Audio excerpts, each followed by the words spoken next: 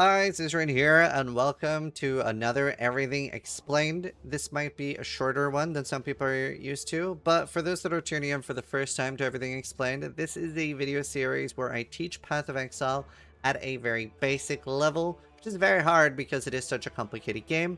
I'm going to create a new character from scratch and try to explain everything. Normally these are 5 or 6 hours. This one is probably going to be slightly less than 2 hours. And I'm going to focus very hard on the early game, the start, getting you set up and stuff like that, and explaining Path of Exile for a new player. This means especially in the first 20-30 minutes, it's a lot of explanation. It'll be less with more gameplay. These are like long format videos that you sort of like play along. But yeah, it's going to be an explanation of one of the builds that I'm going to be starting the new season that starts tomorrow for League. And I'm gonna make it even more basic version of it, where yeah, it's gonna be super basic. So I will maybe find things at different points, like it's not like guaranteed spawns, but I will explain everything like currencies and everything I'm doing as we start. So I'll try not to overwhelm you with everything. Very hard with this game. I'll also be sort of intentionally lying to you because I'm not going to mention like weird, obscure endgame examples that you're going to encounter 1,000 hours from now, for the most part. Now, there's a little bit of homework you need to do for this. There are two things you really want to do. So we are going to be using something called Path of Building. It's something I'll put a link to in the description, both for installing Path of Building and also the guide that we're going to be following. So it would be pretty straightforward. You'll just be entering the link here once it's installed, and that will load everything. And this is basically to see where we are going to be putting skill points for our character. And I know I haven't explained everything yet. This part's pretty easy. I'll have links to everything, like how to install Path of Building. It is a safe third-party tool, and it is pretty important. If you don't want to use it, you kind of see where I'm putting points in-game, and I'll go over that now and again. But this is a tool you really want for Path of Exile. Sort of the closest we have to a mod. Another thing before we start is there are a lot of different items and stuff that drop in the game. So you want things will get automatically highlighted and shown for you. And to that end, we want to use Filter Blade. Clicking on like semi-strict or strict are fine. It'll just make like an automatic generic one for you that is really well made. Then you can sign in with your account and sort of automatically link that. Those are the things we sort of just got to get out early. They are quite important for the campaign, for the first 2 hours. It's not the end of the world if you don't do these 2 steps, but they're quite important to start. So it'll make it easier to follow along. So when you've installed Path of Exile and you've created a account, you are actually not going to have this screen exactly. I can't really replicate it because I have characters, but you will just see the characters in the background. And be prompted to click on one of them, and then you'll be creating a character. So I've actually bought a private league to sort of replicate a new player experience to make it easier to make the video. But here we can see that we have 7 new characters. On a quick note for this video, there's not going to be able to do any crazy editing and stuff because of the length of the video. So this will be a bit of a raw upload. There might be breaks where I go to the bathroom, that kind of thing, so keep that in mind. But we're having the choice between 7 characters here, and these 7 characters are very impactful choice. You cannot later change from being a Templar to being a witch. You would have to make a new character, and all of these characters have 3 ascendancies, which are subclasses.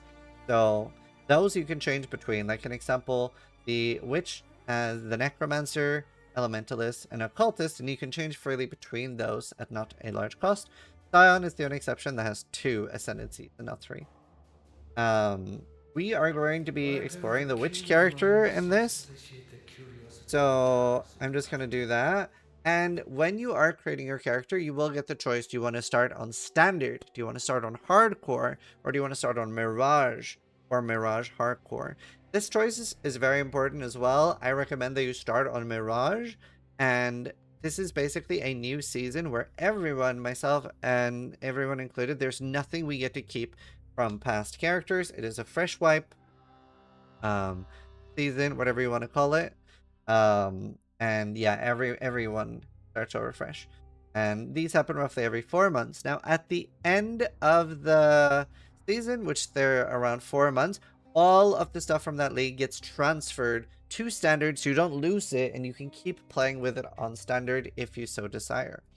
So we are gonna start. I'm going to skip all tutorials because I'm going to be your tutorial, and like I said, it's going to be very explanation heavy early on. Let me move screens here. It's going to be very explanation heavy early on. We're going to start with some settings, and the first thing you want to do is move default attack to mouse button 1, and you can put default attack to right click. We're going to be moving that soon anyway, but the importance here is having mouse button 1 move only. The reason this is important is not you can accidentally attack things. Also going to go to some options. Graphics is sort of whatever, it depends on your system. But under game, you'll here load your filter. It'll show up blue when you've connected your account, so that's super simple now. You can also mirror all of these settings as well, but under UI, there's a few I want to tell you about. Landscape transparency to the left, map transparency here is good. Always show sockets, show full description, show life and mana levels, show many life bars on allies, enemies above you. You can change the cursor if you would like to. Oh, always highlight cursor size as you desire, and that's pretty much all the settings. Good to know that there are loads of settings you can customize. You might not like using 1, 2, 3, 4, 5 for potions, so just know that you can customize these and you can use a controller. I'm going to try to explain literally everything in the game. So again, there's a ton to explain early on. It's a very heavy game. Hopefully you still want to play it after seeing this. I'm going to hit I to open my inventory, and we can see that there's a driftwood wand here. And equipment in Path of Exile have sockets. Every gear has sockets for the most part, and equipping this will now mean that I can use a wand attack, whereas before I would be punching. So this gives me a wand, but we now have no abilities. So we're going to talk to the Dying Exile here. Thanks, Bertini.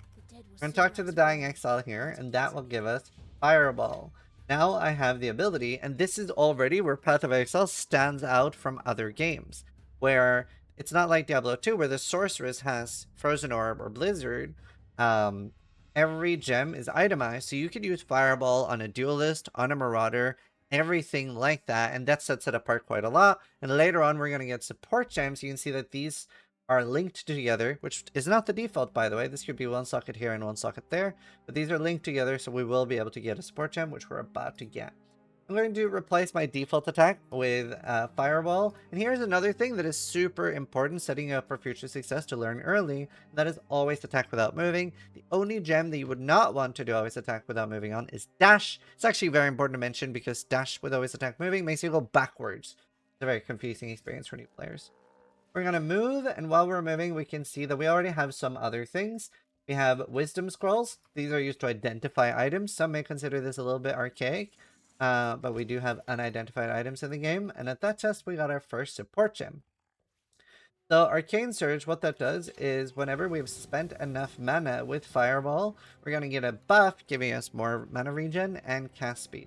So gives us a little bit more damage. It's quite good, will help us early on. And here we have healing. Now, if I'm just standing here, you're going to see I'm taking damage, I'm using mana, and now I'm out of mana, very slow regen, and I could die here. So we want to make sure that we're using our life flask and mana flasks. It's just 2 and 5. You can move those around as well. And a very cool thing to learn early on is just how important movement is in the game. If you look at me just running counterclockwise, around Hillick, you actually can't hit me at all. And this is actually very similar for most bosses. So the entire game gets defeated by running in a circle. This is actually the same for endgame bosses, where for the most part, if you can run in a circle around a boss, you can kill the boss for a lot of it. It really is that simple in a lot of things, and I'll show a few examples of that later. So getting used to how powerful running in a circle is, very good. Now, if I run clockwise, he can actually hit me. Sometimes. Sometimes he can hit me more if I'm running clockwise. We get a bunch of items here, and we're going to talk a little bit about items. So, Path of Exile, and we're going to use these terms interchangeably, has different rarities on items. So, you have blue or magic items. They can have 2 stats on them. We call them affixes. So, a prefix and a suffix. And then you have rare or yellow items. They can have between 3, 4, 5, or 6 stats on them. You can never have more than 3 prefixes or 3 suffixes on a rare item. And with items, you can hold Alt to get more information on everything. When you have an identified item, they will be giving more mod groups and stuff. Now, we don't actually want to identify these. We actually want to sell them because unID'd items give you transmutation shards. And we actually have a cool thing to learn already. You see here that we have a green and a red and a blue gem linked together. If these weren't linked together, we would not get a chromatic orb. But since they are linked together, we get a chromatic orb. I'm going to teach you every currency as it pops up. So chromatic orb, you would use this on a socket. So let's say that I use this chromatic orb on a 3-linked armor. It would be able to color differently. Now, it is pretty straightforward. An evasion chest is more likely to have green sockets. A strength chest is more likely to have red sockets. And a blue, like energy shield chest, is more likely to have blues. This is actually based on the intelligence, strength, and dex, like the requirements, which we haven't even covered yet. We're about to do that off the item. So later on at the end game, when you find, let's say, a chest that requires 200 strength, this would almost only roll red sockets. Now let's cover stats. For strength, it's 2 strength equals 1 life, 5 strength equals melee physical damage. So generally, you'll say melee characters will be stacking strength. Dexterity is accuracy and evasion, and intelligence is int and energy shield. And this is changing to be 10 intelligence for 1 energy shield. So quite a heavy nerf to energy shield builds. Energy shield is an alternative to life. So you can see right now that I have 20 energy shield, 69, nice, life. These are the same. If I take 50 damage against energy shield or 50 damage against life, like there's not going to be a difference. If I had 69 energy shield and 69 life, those are covering the same amount. It's not like energy shield absorbs more damage or has like a different form of mitigation. However, energy shield will recharge naturally after taking damage, whereas with life, you need to get into life regeneration. You can use life flasks. There are no energy shield flasks for the most part. So they do work a little bit differently.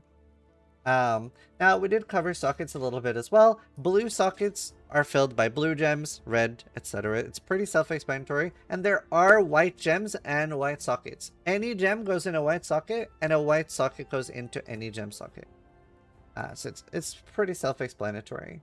Early on, you don't have too many gems for choices, and we will be using like our quest rewards and stuff like that. Now, I'm going to be linking to the path of building that we're going to be using. I'm actually using an outdated one right now, but it's not really changing much this patch, so you can just follow along to what you see me doing as well. So early on, we are going to be grabbing, we can grab Race Zombie here. We're going to be using Race Zombie. We're going to get rid of our Fireball, and we're going to be buying a second gem called Rolling Magma. And I might actually be playing slightly differently on League Start because there are some new gems coming out as well. So hopefully they might be interesting to experiment with. This is going to be super basic, using Summon Raging Spirits for the entire video. It is not necessarily the best, but it is super basic, super easy. You cannot mess it up, and it is very, very strong still. What I'm going to be doing at League Start, if you want to be spicy and follow along to what I'm doing at League Start, that'll be slightly more advanced.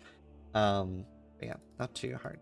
Another thing worth mentioning, Rolling Magma, you can see that I put it in my weapon, but there's nothing stopping me from having it in my chest. Attacks don't need to be in your sword or weapon or axe or whatever. It can be anywhere. There's no like difference on where you're putting things. When it comes to sockets, one-handed items like swords, wands can have 3.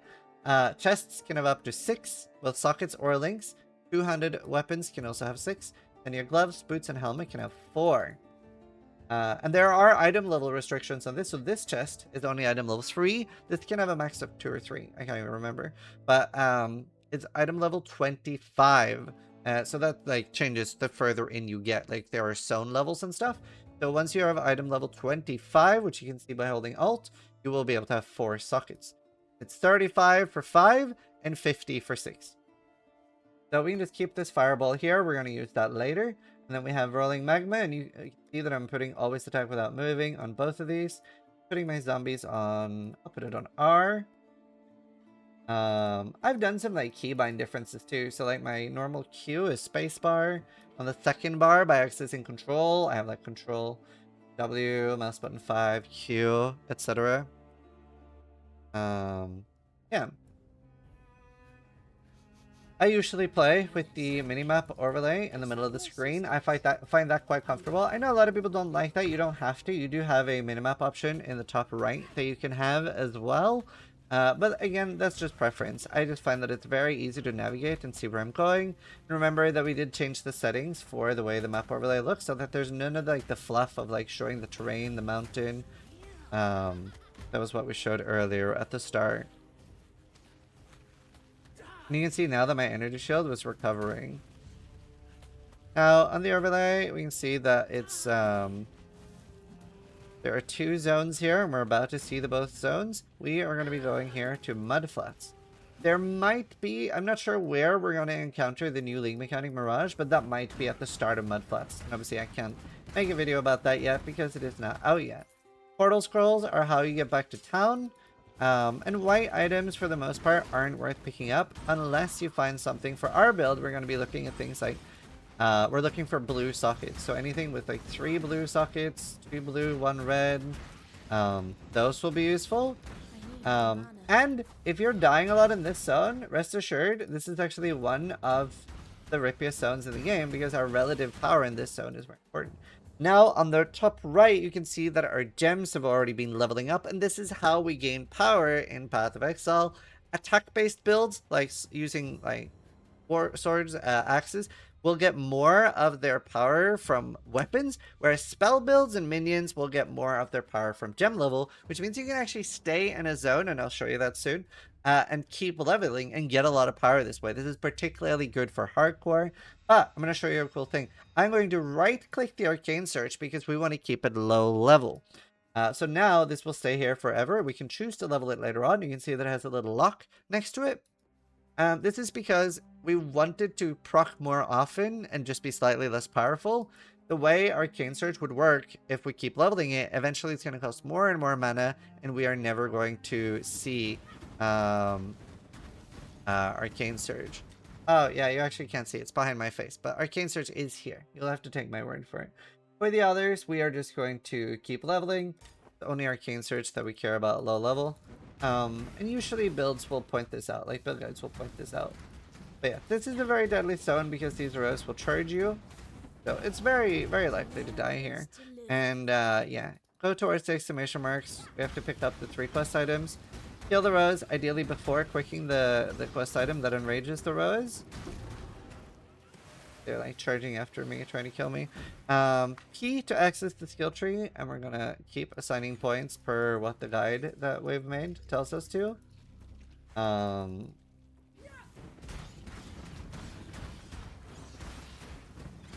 this is going to be a summoner. We're gonna get access to the summon gem at level 4. And the game pauses now. That's a new feature that's very good. And that'll happen when you open the skill tree too. When entering a new zone, very important to learn early. You actually have the option to hold control, and you could kill this zone, go back, kill it again, go back, kill it again. And that can be a good way to over level characters and like keep farming, get more power. We frequently do this on hardcore. Now we're gonna go from this waypoint straight to the coast. We're gonna go to this like side zone here. We can just ignore this. There's not like a good reason for us to kill Fire Fury. Another thing you might have noticed is that I haven't been talking to NPCs to pick up quests. So how am I doing these quests? Well, that's really streamlined, and I really appreciate that. My least favorite thing in Lost Ark was the amount of times I had to click G or F or something to skip NPCs trying to give me quests. In Path of Exile, there are only like 2 NPCs during the campaign you need to talk to receive a quest of any kind, which we'll cover in this. For the most part, you can just go and do it. It's really nice. Now, let's start actually using our zombie gem as well. So we can resurrect some minions here. I believe we can have 3 at this point. We will keep having to like resurrect those, but a little bit extra meat shield. They're gonna go tank things for us, kill things for us. Now, Hailrake, funnily enough, has the best AI out of any boss in the game. He is the only boss that'll actually anticipate where you are going. So running around him in a circle can actually like lead him to hit you. It's the only exception. Here we can use a portal scroll to go back to town. You'll very often see people log out here to character selection to save portal scrolls. None of these are important for our build. We're going to hand in the quest here, pick up the Quicksilver. We're going to take this Summon Phantasm support. We're going to sell items. We're going to look at purchase items. If they were like blue energy shield items, we might care. I am going to pick up this. We're going to use that because we can use that later. Red, blue is something we actually can use. Now, you see the one as spell damage? We are using spell damage right now with Rolling Magma, but now that we're picking up Summon Raging Spirits, we are no longer using that already. We're also getting Frost Blink. So those are the quest rewards we picked up so far. We cannot use those until level 4. We're now going to check Tarkly, the vendor, to see if there are any blue items. There is not. There is a red, green, blue boot. So I could actually buy this for 1 wisdom and sell it for chrome. Stay sharp out there. So now we're going to go back to Submerged Passage. We're going to get level 4 and we're going to put in our gems. I also don't really care too much about zombies right now, although we will be using that more and more the higher level we get. So now we're level 4 and our build is changed forever. Let's see. We're gonna put Summon Raging Spirits with Phantasm. Put these on me real quick. We're gonna put Frostblink. Put that here. We're not using Rolling Magma anymore. So now we have Frostblink with Arcane Surge. So just using our movement ability that we just got will be giving us Arcane Surge, giving us a mana regen, which is nice. So the changes we made now, we put in Summon Raging Spirits with Summon Phantasm support. Let's talk a little bit more about supports. How do you know what support works for what? When you're in the vendor screen, it'll actually tell you when hovering over a support, which of your active gems it can support, and a build guide will tell you as well. While we hover over Summon Phantasm here, you can see that it's highlighting both of them. So that sort of like shows that it works. So Summon Phantasm will just give me some extra minions when my Summon Raging Spirits are killing things. You might also be wondering, how am I assigning the point without clicking confirm? That's with control clicking. So control is like a modifier that'll affect the game quite a lot. And again, this is what I mean with a very, very heavy of what to explain early on. There just is a lot to explain early on. That's also why I don't necessarily mind doing a sort of shorter episode this run. Because it is so top heavy anyway. The 2 hours is like the most important explanation. We're going to keep leveling up our gems. For the most part, there's no really exceptions other than Arcane Surge of things we don't want to level. We're going to go into the Flooded Depths here. This is a side quest that also we haven't accepted. But we have to kill a crab here that'll give us a skill point. You get 1 skill point per level, and from quests you get either 23 or 24 extra skill points depending on the quests. Now you'll see that I have a very different playstyle than the Rolling Magma we were using early for leveling. We're no longer firing a projectile. We're now summoning a temporary minion, and that minion will go and attack everything. So it's just like killing everything for us. Keep assigning intelligence points, and obviously the intelligence isn't really doing anything for us right now, so these early levels aren't really important. There are some nodes here, like slight minion damage, but we don't actually want to go here, and this is where maybe like a new player would go here from the start and waste a bunch of points, where there's really good minion nodes here.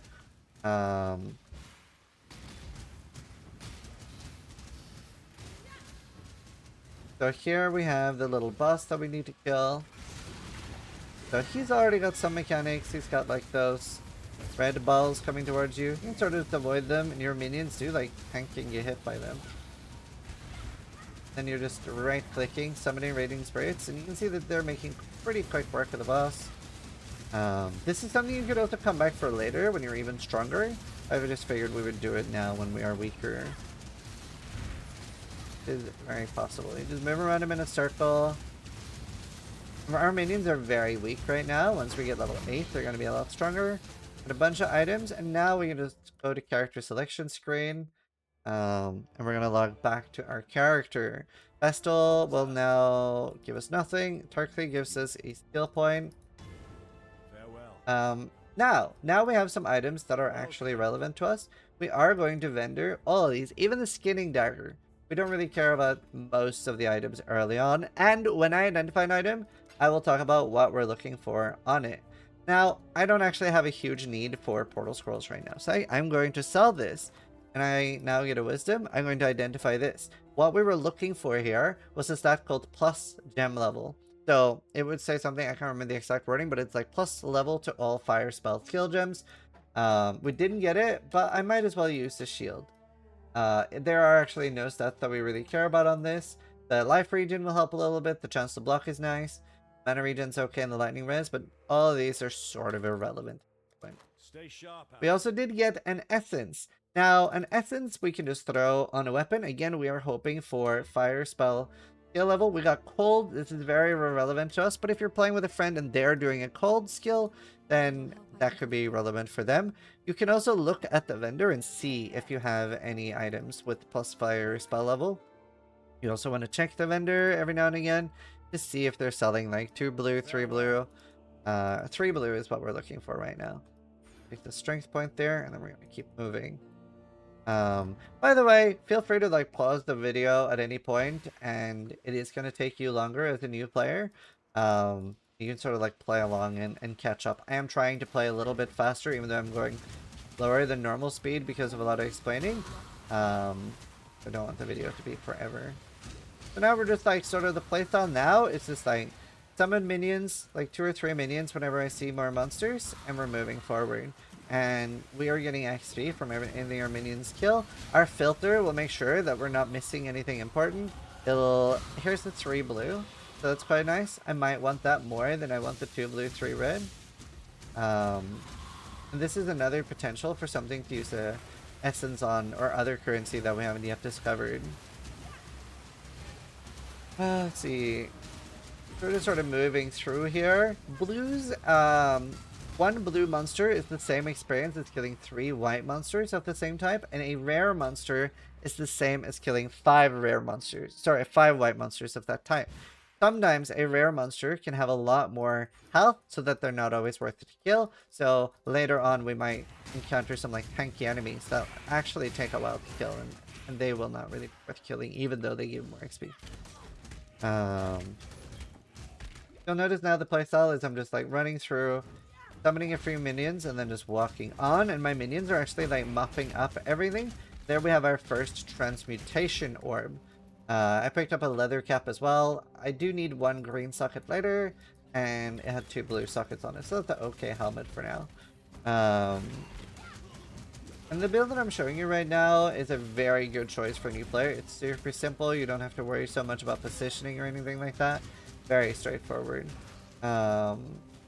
Transmutation. It turns a white item blue. It cannot interact with an already blue item. And it'll get either 1 prefix, 1 suffix, or 1 prefix and 1 suffix. Cannot do anything else.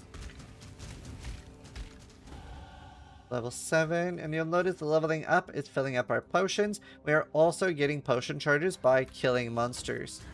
So, and there are loads of different monster types. Like these are actually quite a scary monster early on, where they'll eat a corpse and start firing projectiles at you. We're just going to be moving on through the zone. Chests aren't super worth clicking on. They can have okay rewards, but you do use like considerable time if you're going to be like doing every barrel and every chest. And it is quite rare that you're actually going to get something super worthwhile out of them. There'll be different chests later on that can be a little bit more worth it. There are like sort of like unique bosses in zones that you can kill, absolutely, and you will get gear, you will get rewarded for it. I am going to skip it. that'll cause me to be a little bit more under leveled, a little bit weaker. So you will actually be even stronger than what you're seeing on screen, because as a new player, you are a lot more likely to over farm, go slower, full clear zones, and that's completely natural and expected, and that will actually make the game a lot easier for you. Here's our first ring, very, very simple. It just gives us 23 life, and this is different than other items. You might see that like our helmet just gives us a little bit of evasion rating, but it doesn't have anything like an implicit, which the ring does. So this is an implicit modifier. So every coral ring will give you either 20 to 30 life. Whereas this just has evasion, that's not actually implicit. So later on, let's say that I use this transmute on the coral ring, that would still have that 20 to 30 life. That is like a good thing on rings. So you will encounter rings later that have resistances. Implicits are good. It's just free power on items. You'll have belts that can have like strength, life, energy shield. Now we're in lower prison and we're level 8, and there's a big power spike for the character. You have two choices here that are about the same. You can use either melee splash, or you can use Infernal Legion. I think we get Infernal Legion for free. I'm going to use Infernal Legion. You can also buy minion damage for one transmute, as long as you have one transmute at this point. And you will need to sell unidentified blue items to get transmutation shards. Sell an identified blue or rare item, you'll get alteration shards. So we're going to pick up Infernal Legion right now, slot that right in here, and we are going to buy minion damage. And then we're going to explain what they do. We can put Summon Phantasm. We can put that on our zombies, but I don't really care that much about it right now. And our old rare one doesn't really do much. This actually has no stats that affect us. Enemy per enemy killed, or mana per enemy killed, doesn't affect us. I'm never killing enemies. My minions are. Physical attack damage leads to life. I'm never doing physical attack damage. Level cold skills. We don't have any except Frostblink, and it doesn't matter. Spell damage does also not affect our minions. So we have Summon Raging Spirits with minion damage. Very self-explanatory gem. Does exactly what it says. But there's a very big mechanic here. These are giving me 24% increased minion damage plus some duration between these two. This is giving me 25% more minion damage. These are two very different stats. Now, in a vacuum, 50% more damage and 50% increased damage is the same. However, we are going to have a lot of minion damage is increased. Let's say we're later on going to reach values like 300 to 600 increased minion damage. And this is multiplicative with more damage, and more damage is multiplicative with itself. So let's say that we have 300 minion damage. That increases the base damage. So to make it super simple and dumb it down for you, let's say that a Summon Raging Spirits has a base damage of 100. That then gets increased by 300% by the increased damage or something like that. And then this is getting further multiplied by 25 more damage. And then you might have, let's say that we've converted them to elemental damage later, and we're using another support term called Elemental Focus, which is 25% more elemental damage. Then we have the base damage increased by the minion damage, multiplied by the more minion damage, multiplied by the more elemental damage. The reason I'm explaining this, I just really want to drive home the point that there is a large difference between increased and more. These are very important terms in this game. We are now going to sell this, and we're getting alteration shards and also alchemy shards. Alchemy shards, once you have 20, becomes a Orb of Alchemy. This is used on a white item to turn it rare or yellow. You can have at least 4 stats, up to 6. We're now going to rub Enduring Bond. I'm going to go back down here. Infernal Legion, a little bit more of a complicated support gem. What that does is it now is making our Summon Raging Spirit kill itself slowly over time by burning, but they're also burning everything around them. Now, the damage on this doesn't stack. So if we have 3 burning minions next to each other, they don't do more damage from the burning, but they do more damage by hitting. This is actually really good for summon Raging Spirits. We'll just like, you'll notice it'll feel really good pretty early. And what we're doing right now, this is called a lab trial. This is how we unlock the Ascendancy system in Path of Exile. You need to do 6 trials before you are allowed to ascend, and then you'll have to fight a boss called Zizaran. We now found a medium life flask, and yeah, flasks are items, so you will periodically have to upgrade them. Let's say that I got all the way to the end boss of this act called Merveil, and I did not have a new one. That would actually be a problem. That Twig Spirit Shield is really good. We actually do want some red sockets, so we are going to pick that up. And you can see this rare mob is a little bit tougher.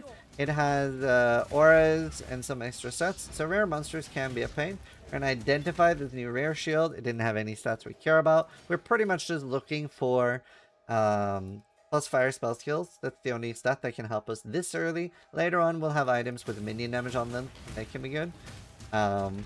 Now, you might have also noticed that I left a bunch of blue gear just stay on the ground. There's nothing wrong with picking up everything, going back to town, and selling that. That will just like help your economy, but it will slow you down.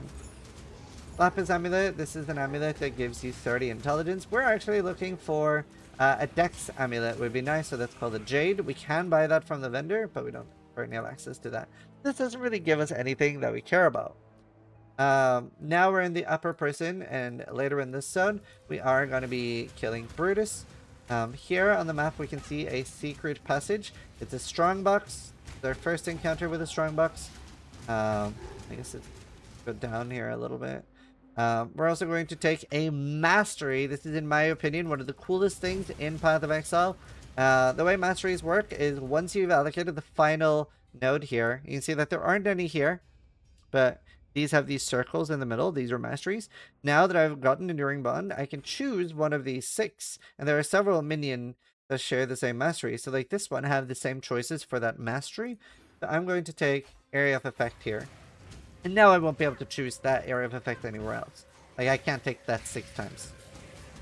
We're going to make our way over to the strongbox here. This will give us hopefully some more Quicksilvers. There's like a switch here to click. And these are actually rollable. You can identify it by opening it no matter what. So it exploded. It contains additional utility flasks. We'll get a bunch of flasks. Hopefully we get a large life flask. We did. We got Quicksilvers, Bismuth flasks. Quicksilvers are just flasks that make you faster. We're going to identify that. It also now gives us resistances. There. So now we've changed our flask setup a little bit. We got Quicksilvers. You almost always get Quicksilvers from this box, but there's a chance you don't get them. You cannot start the zone over again and get a new one, I think. Yeah, so now I'm using a large life flask, a mana flask. We would like a better mana flask. But we'll notice now our large life flask is recovering substantially more life. Almost dying to these extra chaos damage monsters, and that's because we don't have any chaos resistance at this point. In fact, we have no resistance at this point, pretty much. If I hit C to open the character panel, and I go to defense, you can see that we have fire, cold, and lightning res, and chaos res. Chaos res isn't really super necessary, especially on softcore during the campaign. But fire, cold, and lightning res you do want to start stacking even as early as Act 1. Now, you might be wondering, how am I always going directly to where the zone is? Why am I not going bottom here and exploring this part? That's because I know every single zone layout in the game. There are less than 40 zone layouts per area, and I have them all memorized because I've played 30,000 hours of the game. This will just come after time, and it is sort of intuitive. They go top right, top left for most zones, and you will start remembering that slowly over time. So the layouts aren't that crazy. They're just like 2 or 3 layouts that'll take you a few hundred hours to learn. Other than that, most of them are pretty intuitive. Yeah.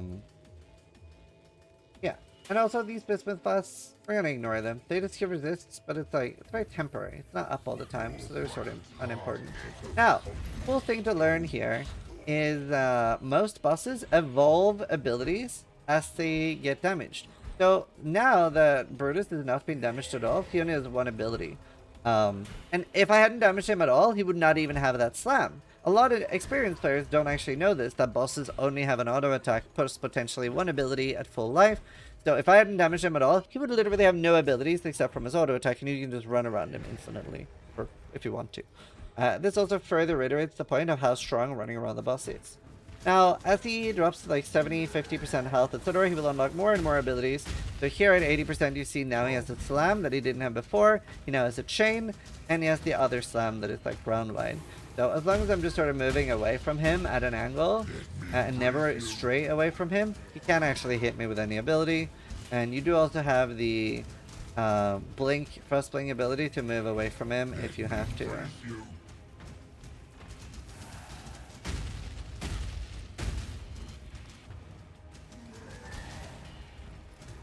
You can also use the portal to escape out if you want to. Now, some bosses have this, we're gonna pick up, but if I now log out, I've actually already unlocked the next waypoint. Most bosses that you kill will unlock the next waypoint. Now we're gonna sell these, even though we don't even have gloves. We could actually identify a glove, we could identify the chest. But we do want transmutes as well, so we'll just sell that. We're gonna keep this. We're gonna see on the vendor if there are any more blue sockets that we can get. We can pick up Flame Dash here. We can't actually use that yet. That's another movement ability. We don't really need that early. Are there any 3 blue? So yeah, here, perfect. This is what we wanted. More blues. So we can now move our Frostblink down here. To put this here. And we can explain some other cool things. We don't really care that much about like the armor evasion and energy shield early on from gloves and stuff. It's not something I particularly care about. Something I do want to show you, which is devastating, that I don't have an iron ring. We're gonna have to we'll check the vendor. I'll get a level and see. No, I'm not gonna do that recipe. Do another one. Let me get a quick level. Now, these strong boxes, important to remember, these can be rolled with currencies. Almost got locked in and killed there, but our Frostblink is very strong from escaping. So I am getting stunned a little bit. Yeah. Here we have a full alteration orb. This is really nice. Just either log out, go back to town, whatever. I'm gonna log out and see if I can get an iron ring now, because there's a recipe I do want to show you. Now the vendor has changed a little bit, so we can look, see if we can get fire spell skill gems. There isn't, but we do have a iron ring.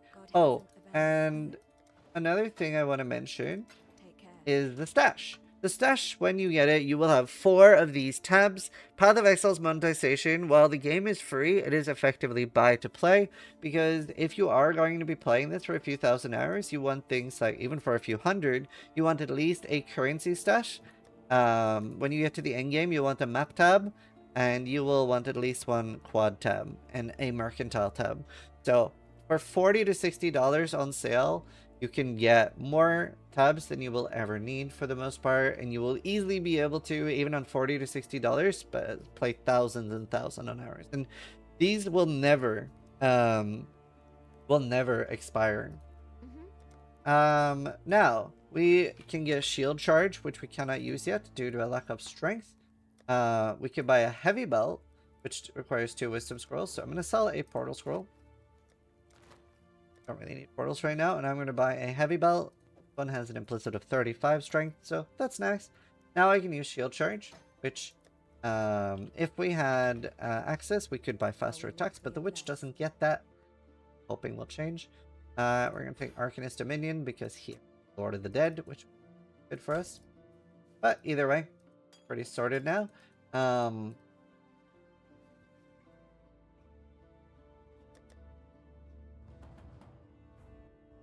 By map tab, they've changed the maps. No more name on maps. They're still called maps. So now we have a new ability, and we can show some cool. So we can put Flame Dash whenever we want to. We can put that on the E.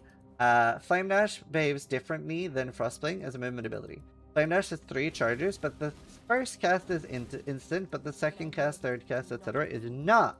Frostblink is always instant no matter what, and this makes it really cool to pair up with shield charge. This is not necessarily something you're expected to do as a new player, but it's something I think is cool to mention. Because now I can use Frostblink and shield charge in tandem, and that's actually something you see speedrunners do. Something I would do when I'm trying to go fast. Here's another iron ring. We're gonna do something cool with those soon. So I'm putting Frostblink now on my mouse button 5, and now what I wanted to show you is while I'm shield charging with my spacebar, even though I don't have that second bar up, I can still use it by pressing mouse button 5. So we can actually use these in tandem, and my shield charge is getting affected by my Quicksilver, my movement speed. So I'm just sort of moving through the game, and we're just like shield charging, frost blinking, and going through things. And being able to use movement abilities like this actually like makes us a lot safer, because monsters are targeting the position where you were. So as long as we're like moving well, like you will notice that a lot of the time when you die, you're getting like locked in place and focused down. And feel free to like focus opening like every chest and stuff you find. 3-socket blue helmet, nothing wrong with just replacing our helmet with that. So we're replacing our evasion helmet with an armor and energy shield. So I did brush on energy shield a little bit. An energy shield is basically an alternative to life. There are pure energy shield builds and neat stuff like that. But what is armor and evasion, and how do they work defensively? Armor is basically meant for mitigating small hits from monsters. It is not supposed to tank like large hits. So let's say a boss has a slow wind up. It's just like, you are going to die now. Armor is not meant to do much against those. It is like a linear progression. So it's really good at small hits, really good at, or really bad at bad hits, strong hits. Evasion is meant to mitigate that you're getting hit by many monsters. It's really cool because evasion is entropy based. What that means for you is that when you actually have evasion as a defense, it might seem like something that is super RNG and something luck based, but it isn't. Once you have like an evasion based character, it'll basically, when you're getting hit by a monster, it'll pick a number based on your evasion. It'll say you are getting hit by this monster every 5 hits or every 8 hits, or if you have a lot of evasion, even more. It is never going to go and be actual chance based. So even if your defense panel by hitting C will say I have 19% reduction or 17% chance to evade, that's not actually true. That's just like an estimate that's sort of irrelevant. Let's say you have 70% chance to evade, you're actually never able to get hit 7 times in a row or dodge 80 attacks in a row. It's sort of a predetermined, you are going to get hit every 10 hits, every 15 hits. So that's really, really nice, because what that means then for an evasion-based character is you want to have a large enough pool that you're never getting 2 hit, but as long as you're not getting 1 hit, you can get hit once, and then you just have to recover your health by the next time you're going to get hit. There is a defense that is not something we've encountered much yet, but we did have it on my shield, called Block. Block is pure RNG. So with Block, you could block the next 1,000, and you could get hit by the next 1,000, even if you have 70% chance to block. So Block is pure for random. So there are different things there, and there are all the defenses that we're going to be covering early. There are tons of endgame defenses, but they're all very advanced and irrelevant during your player.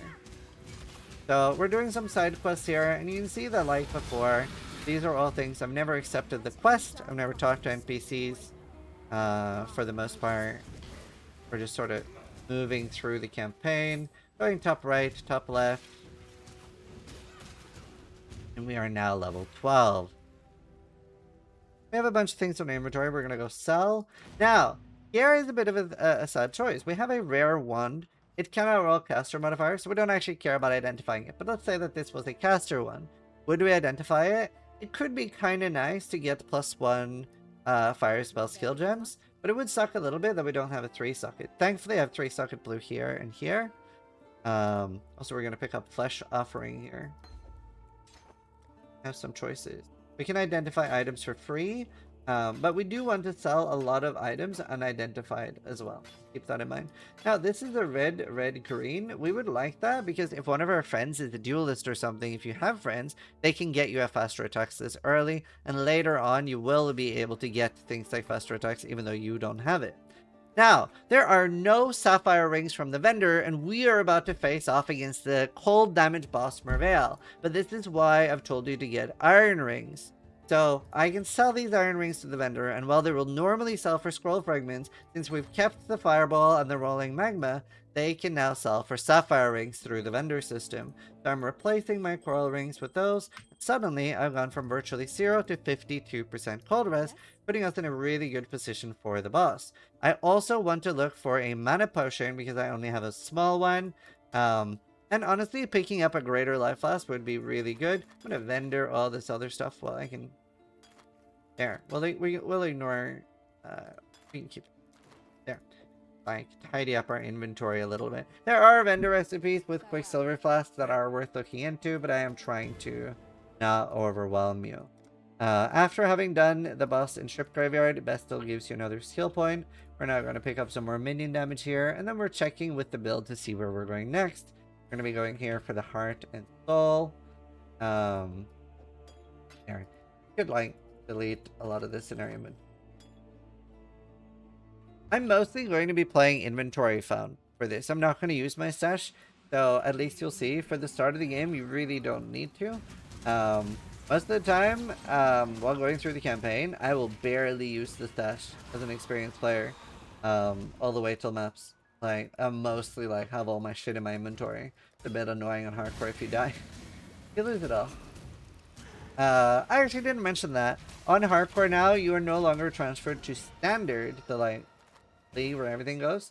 After a season, you are transferred to, like, if I'm playing Mirage hardcore, I will go to Mirage when I die.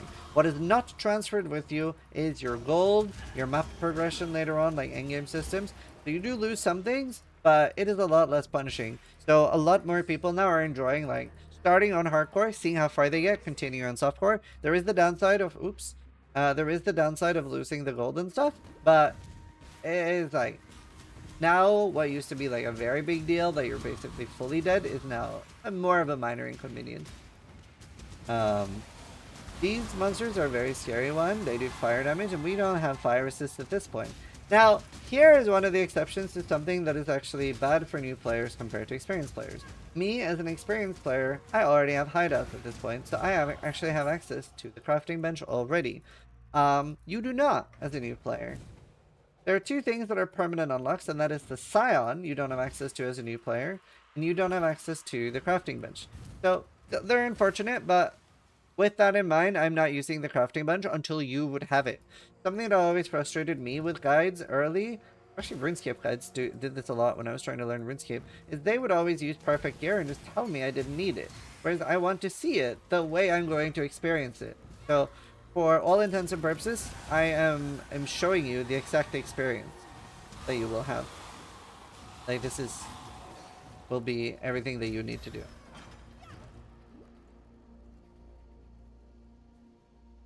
Yeah, that's a good point. Someone in my chat brought up crafting recipes don't transfer over when you die. That is a frustrating. But it used to be a lot worse. It's a lot easier now. There are a lot of my viewers that start playing on hardcore and continue on softcore. Now, I found a greater life flask, but now it has no charges because I just put it in. So I needed to kill the monsters before going up against the boss to make sure I have charges. If I had just waited until going into the boss to put this in, it would have had no charges. And now, before going into the boss, I can do some summoning, get some zombies up. They're not very strong at this point, to be honest. I do, when it comes to inventory space, I do want to prioritize rare items over blue items. Both unID'd and ID'd, they do sell better. Now, same thing here, boys. Moving around the boss in a circle, really, really good. She is targeting my minions a lot, so try not to like backtrack into that. She also gains abilities as she goes through phases. At 75, 50, and 25%, she'll summon minions. She will have a blizzard-like ability that she will throw down on you. Again, moving around her in a circle. Pretty good. Works for every boss. This never changes. Circle good. For the leagues, too. We have circle leagues. Path of Exile is all about circles.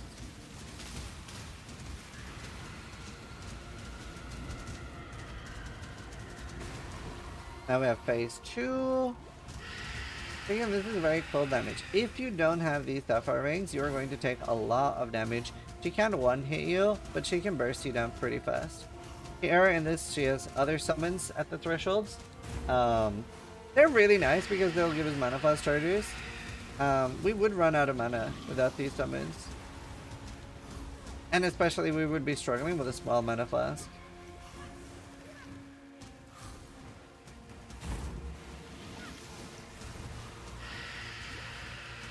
We're already struggling with the large. I need more mana. Again, very, very heavy explanation early on, and that's why it's also not a big problem if this is a bit shorter. Ow. Oh god, I'm out of flasks, I'm out of mana. Pretty okay just by moving now. Not summoning anything else. And our Infernal Legion, even if we just have one summon Raging Spirits up, you'll see that it does a lot of damage. So now remember I have some blue items here. I don't care about these necessarily. We just destroy Tetris. We can now see that Act 2 is already unlocked, or we can just go through here. Gonna keep moving. Also, never be worried about like me moving faster than you. That's just to make the movie shorter. We've already encountered beasts now. So this is the league mechanic, and this is one of the best things. This is something, this particular monster is something you should be looking out for. And I literally mean this particular crab. So red icon on your map, and this particular crab is a very big find. It'll take you some time to memorize what each red monster does and what the reward is.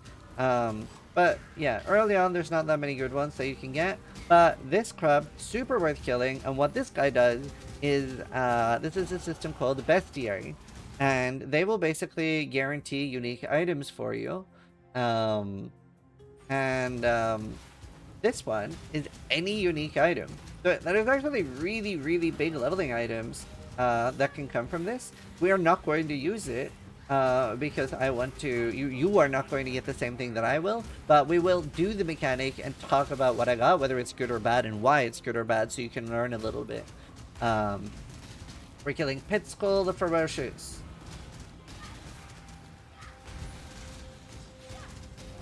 As you see, it's a bit of a fight. It's actually harder than Merveil, who we just fought.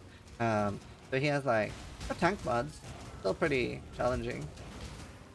And we don't have any like things really helping our damage. If we had fire spell skill levels, we get a huge damage boost from that. Yeah, we're not gonna well, we can bother with that. Pick that up.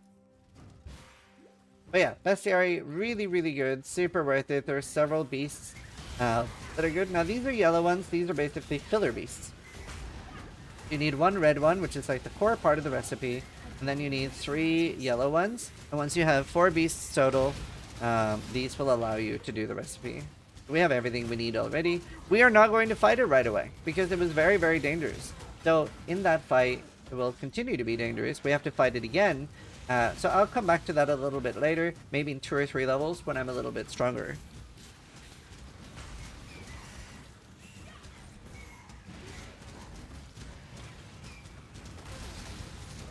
Now we have to fight these two. Normally, I would probably consider skipping these since they're a little bit tanky, but it's just so nice to have all the beasts I need now. And they will, like, not scale. So even if I do this later on a level 50, they will still be level 13 monsters. Very good thing to point out, though, if you are making a second character later on, and you had monsters from maps on a new character, we sometimes get funny clips of, like, level 20, 25 hardcore characters that are accidentally fighting their high-level beasts in that zone later, and they don't think about it, they just click it. So I've actually almost died to that once.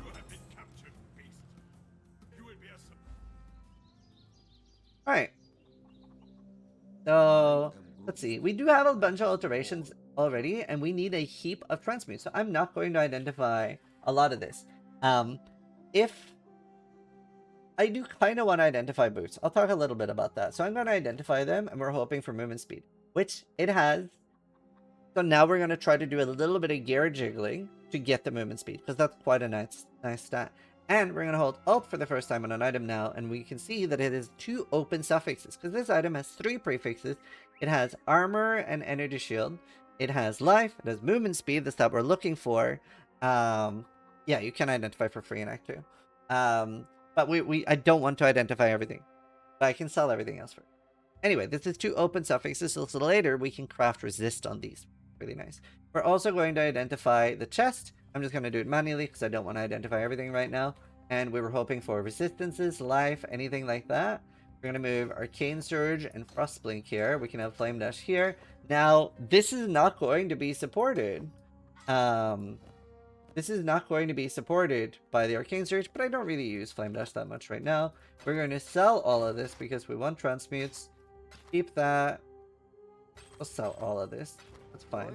And then, yeah, we can identify for free here at Eat. Then we get this. We want to avoid instant recovery on mana flasks, but we want instant recovery on... That's a stat you can get. We can also sell these Wisdom Scrolls. We have found a Chaos Orb. You are not going to use a Chaos Orb early. That is something you start thinking about using either to buy items from other players. Very early right now, it would be very likely that you could look on the trade site, even this early, around level 20 to 30, and other players might have found a wand or a shield with +1 fire spell skill level.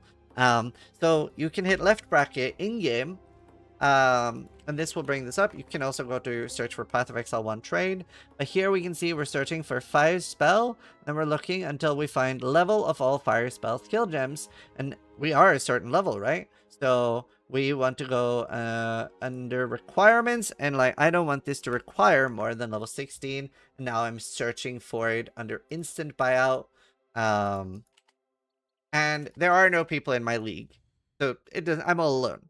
It doesn't exist here, but I'd be able to very likely buy something like that this early for 1 Chaos Orb, and that could be a big power boost. Let's see, I can also sell this. I'm really not going to use it. So we have now 3 transmutes, and then shards for these. We have chromes. We have augmentation, which I have not explained. So let's use a transmutation. Do a little bit of quick crafting on my shield because this could hit fire spell skill level. Now, this hit a prefix of energy shield. Now, I'm actually not going to use an augment because it could hit resist, but I can forcibly craft resist on this later on. If it hit a suffix, I would use an augment because fire spell skill level is a prefix. So that's a good way to think about it. Like, what can we get on items? What are they? This goat horn, we can do the same here. We can use a transmute, but it's so unlikely that we are going to hit what we want. I might use an essence if I find that later. But yeah, we're gonna go top right. We always want to start top right. And we have now put flesh offering in since I had slots for that. I will put that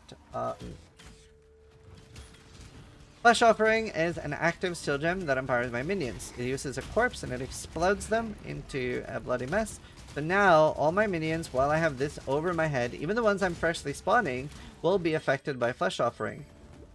We can identify this sapphire ring. It was garbage. It's actually technically worse. It's technically worse than our white rings because our white rings can be crafted with.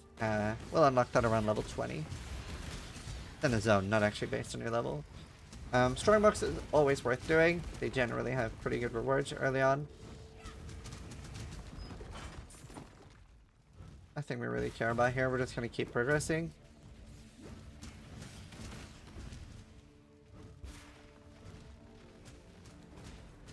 Alright, we're gonna go to the next zone. Thanks, Peterson. And hopefully by now you've sort of gotten into a bit of a flow state with the playstyle of like just move forward. Might have to do some backtracking for loot and stuff, but it's a really nice playstyle of just like running forward. You might be noticing I'm not keeping my zombies up. They just die a lot at this point. Later on, very likely I'll be going to something called Spectres. They're actually resurrecting enemy monsters and making them permanent minions of my own. It's a very cool playstyle, very strong, and they don't usually die at all. They very rarely die. So here I'm coming up against a rare monster. I'll kill his friends. He now has no friends, and then I use Flesh Offering. I'm keeping that up while I'm summoning. Or more monsters. That's a good thing to keep up for anything that has more health, whether it's a boss, a rare monster. It'll just make things die faster. We did find a rare chest here with 2 sockets. You could identify that, hope to get some more resistances, because our chest has full affixes. It has cold res and I can't craft another one on it. Both of these chests in my inventory we could identify and hope to find something. I'm actually going to click on the strongbox here. Now, here's a new mechanic we can teach about. This is a rogue exile. It's basically us, but evil. And these are kind of cool. They will drop 1 of every item slot. So he's going to drop 2 rings, an amulet, a belt, weapon, shield. So you can see here that he drops a full set of items. Later on, that'll be like rares. It can be unique and stuff. So it's just us. Yeah, us but evil. I guess we are evil. Can't be bothered doing the other strongbox, but this one's nice. More generic. This one's just armor gear. But another Chaos Orb, and drop rates of Chaos Orbs and stuff are increasing this season. So you will be getting more currency if you're a returning player than what you're used to. In this zone, we can start talking about like zone tells, which there actually has been some early on, but it's so overwhelming at that point. This zone is an arrow. The waypoint is pointing where the next part of the zone is, and there's a lot of these. During the campaign, you'll slowly learn them. You'll actually only learn them if someone tells you to. They're super not obvious. Super not obvious. Like the first one is in Ledge. There's a little rock at the waypoint telling you what direction to go. Sort of irrelevant because you're just moving through this entire zone. Anyway, here is another trial. We are going to do that because I do want to show Ascension. Like 1 hour left until a podcast, so not too much time. That's part of why today's session is a little bit shorter, but it is super top heavy. I am later going to have a separate session talking a lot about the start of the end game, because whenever I end this, the first 2 or 3 acts are the most important, where I'm teaching you the majority of the game. Other than that, it's sort of just follow the guide verbatim, keep moving forward, and yeah, it's pretty straightforward. Whereas the starter maps is a little overwhelming as well, especially like your choices, what to do. So I will have a separate video on that, and you'll be more experienced at that point and a little bit familiar. No, Quinn postponed the podcast. That's why it's in Iron 5. Another strongbox, and we could have used a transmute on this strongbox, but we're not going to. We found a ruby ring here that's similar to a sapphire ring, where it gives fire rest instead of cold. Very useful. I'm starting to build up skill points here. We're going to start assigning those. We'll take this one because it's minion damage as well as attack speed for me, making me shield charge faster. Here are a bunch of support gems. This is sort of a secret room. There are going to be a bunch more of these in the upcoming season. We don't really know what all the new ones are, so that's not something I can talk about yet. Thankfully, Path of Exile doesn't have like some sort of like secret realm. That's not actually true. There is one. It's just most streamers don't use it. And you sort of get banned from competing from races if you use it, which is good. So there isn't like a test server like Diablo where every streamer plays on that and solves the league before it comes out. If you use one of those, you're banned from competing and stuff like that. So don't know any streamer that actually uses that anymore. Kind of cool.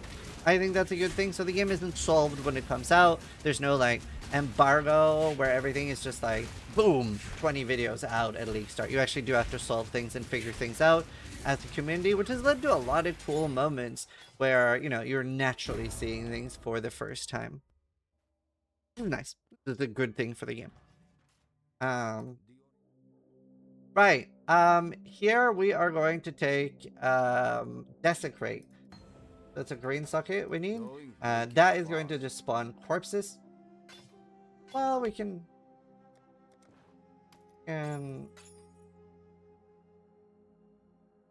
There. So as you can see, we're still vendoring most things. We're going to look at the chests. I guess we could actually fit chests. Okay, so this one is really nice. The 17 lightning res, life regen, and an open suffix. So we will later be able to craft more resistances. Under Frostplane, Arcane. Even if I couldn't fit Flame Dash right now, I wouldn't care, because you've never seen me use it, right? So it's not very relevant to us. What do you want? Tidy up our inventory a little bit, and then we're gonna move to the next.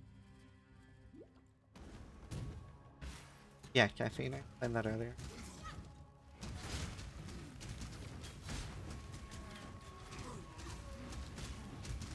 Okay, I mean, we can kill Bravalo because he's so low already, but you'll notice very often I do skip unique features and stuff. And you can identify all ones. Finding something with plus gem level early, you can see that it isn't necessary. It will give you a big power spike. So for our build, it's roughly 15% more damage per level. So if I stayed here right now, let's say I stayed here and grinded out like 20-30 levels, or not 20-30 levels, grinded out 20 minutes, I would maybe get 2 gem levels, or we get 30% more damage. Now we're gonna go kill a bandit. We're gonna ignore that mechanic. We're gonna go kill a bandit. And we're gonna kill these. Now we will have a choice later on to help one, and I'll explain that, but this one just would give movement speed if we help him, so we're gonna kill him. Because then we can either get the choice of getting a skill point, or we can get a bunch of resistances, which resists are very important. Now, I will be using separate skills to this, maybe already as early as level 18, but summon raiding spirits is so easy, so incredible.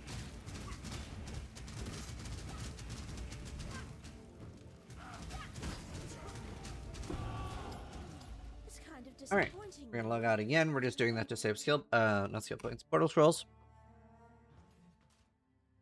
What trouble? Return. Alright. Here we're going up here, getting minion life. Now we're gonna go back to the crossroads, and this is the final section of this side. I think once I'm maybe one more level, I will show you the Einar Bestiary thing, because that is actually quite big that we have that already. I did something there. You can click here to identify. I just open them. I'm always gonna open them. The worst thing that can happen is that the boss can detonate the box can detonate corpses. You could die from that. You could die from that. See, is our Bestiary ready to go already? It is. So we don't actually need to carry that much to interact more with the red monsters. So we're just gonna go top right in this zone and progress to the next one. I think I'm ignoring everything else because I already know exactly where to go. I haven't explained this before, but these are shrines. We have picked up a few of these, and they just give you temporary power. Some will give you a shrine that affects things around you. This is giving me more life, AoE. There's ones that makes you faster. They just take temporary power. So they're good to pick up. They will also buff monsters when they're not on you. Moving through here to the Fell Shrine Ruins. Now, you might be wondering, how long does it take an experienced player to get through the campaign? The fastest I've done it personally is 2 hours. I will normally, 2 hours on hardcore. On hardcore, normally I do it slower, especially at League Start. It'll be anywhere. I think my fastest is 3.5 hours. Normally around 4 or even 5 or 6 if I'm playing a slower build. So it does depend a little bit. As a new player, I would set your expectations around that it might take you as much as 10 to 30 hours to finish the campaign. Now, we're finding an essence here, and this is a really good one, so let's actually do an explanation of essences, how they work, why they're good, and they don't just turn an item rare, they actually guarantee a stat and then make an item rare. So this is a fear essence, that's the best essence we can find, and this makes me really glad that I haven't done anything to my weapon. Now I'm going to use Essence of Fear. You can see on a one-handed weapon, it's guaranteed minion damage. If this had been fire spell skill level, this would have been the luckiest thing. So nothing else on that matters. It is only the minion damage that matters. But if we got, you know, some ones can roll minion gem level, that would be big. But this one can roll fire, and that would be big for me. So already now, though, we can notice that we actually got a decent damage boost. Take more minion life here. That's not so much because we care about minion life that much. It's just we need to travel through there. Now, you might be wondering, can I just like play around on my own and do whatever? Path of Exile 1, not as good a choice because it's really limited respect options. So what is going to happen for a new player? Let's say you do your own thing and you just start putting points willy-nilly, and then a level 50 you're like, you know what, this was right, this actually is really rough, I can't kill anything. This, can you help me fix my build? And you give me your character, like you like show me the profile and what you've done, and I'm going to tell you you need to make a new character. Because the wealth that you will have around level 50 is not actually sufficient to respec, and they have made it a lot easier. But especially as a new player, you're going to be making a lot of mistakes, you're not going to have a lot of gold. So you will actually not be in a position to respec. And the worry there is then if I tell you just make a new character, you're just going to be like, I'm going to go play RimWorld, or I'm going to go play something else. Like, it's it can be a bit of a dampener for people. So that's why I like to encourage people early on. Use the guide, have a fun experience, start learning the game a little bit, and then later on, start doing your actual own thing. We're just gonna like move through the zone here.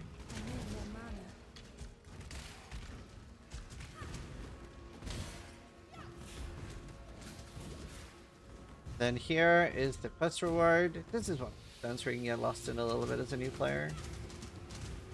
We just need the golden hand. You can either log out or portal out. We do have a bunch of portals now, so you don't need to care that much. You want to be careful about exit to login screen, because that'll put you back in the queue. What trouble? That will put you back in the queue. Character selection safe. And sometimes crash though. We do use portals a lot more at the start. I have 2 skill points. I'm going to take minion attack speed, and now we're getting increases in reductions to minion attack speed also affect you.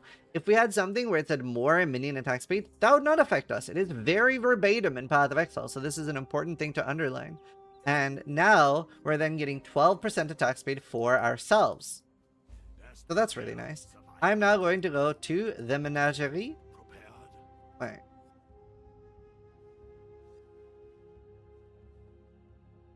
Oh, I actually have to meet him here. That's funny. I met him too early. I'll go with him soon. So I guess I actually have to capture Beast and do his actual quest. That's funny. But we'll find some beasties here. So this zone has guaranteed beast the first time you capture one here. The other instances of me fighting him was just luck based. Podcast starts in 55 minutes. Been delayed it. Get a sponsor or something.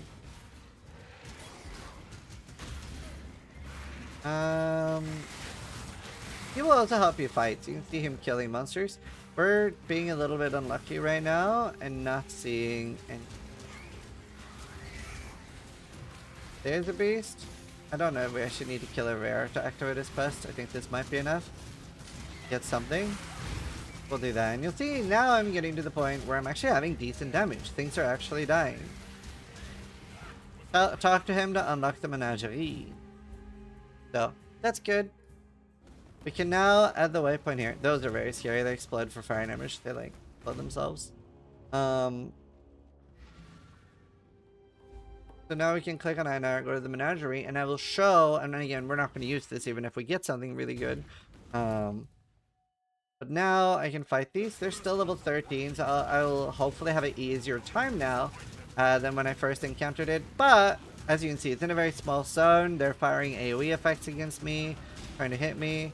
But yeah, I did get Desecrate, so I can now make corpses with Desecrate and then use Flesh Offering. So here you can see as well, and this is why I recommend like over leveling a little bit. If in this small zone we were fighting now these like same level 13 monsters, it would be a lot harder. Now they are spawning monsters to give us blast charges and stuff, so I'm not really in any imminent danger here. Not too sure what happens if you die. I guess you just lose the craft. I'll die during one of these.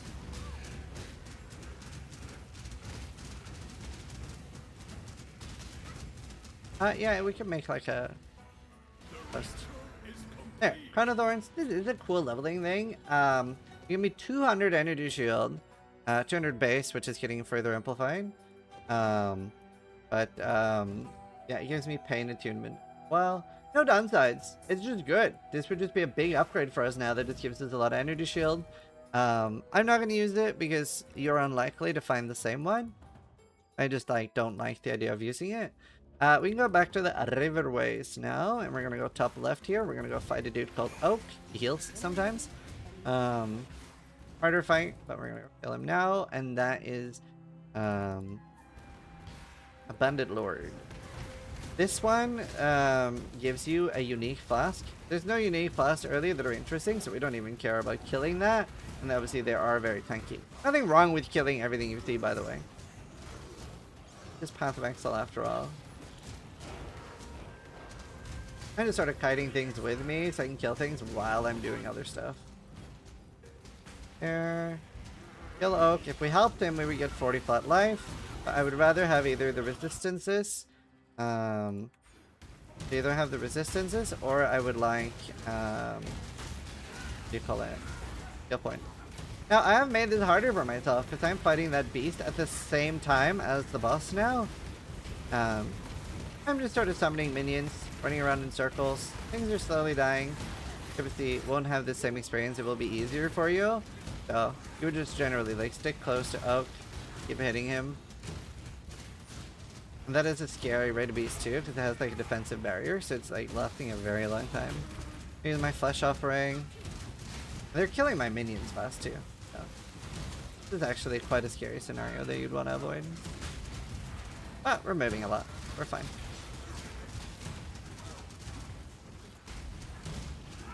Like, don't panic and overuse your life flasks. Could actually die here. As you can see, we can go quite low by getting bursted down. Especially without explosion, because I don't have a lot of fire resist yet.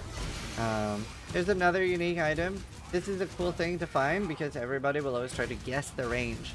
These can have 600 to 1000 physical damage, so Twitch.chat always likes guessing. Boots is something, one of the items where we're mostly always going to be continuously picking up the rare ones because we always want to look for more movement speed. That's the stat we care about the most, and later we will care about life and stuff as well. When we pick up the waypoint here and go back to Force Encampment, and we can identify all, we can sell them. Show you what happens when you sell unique items. These are 858.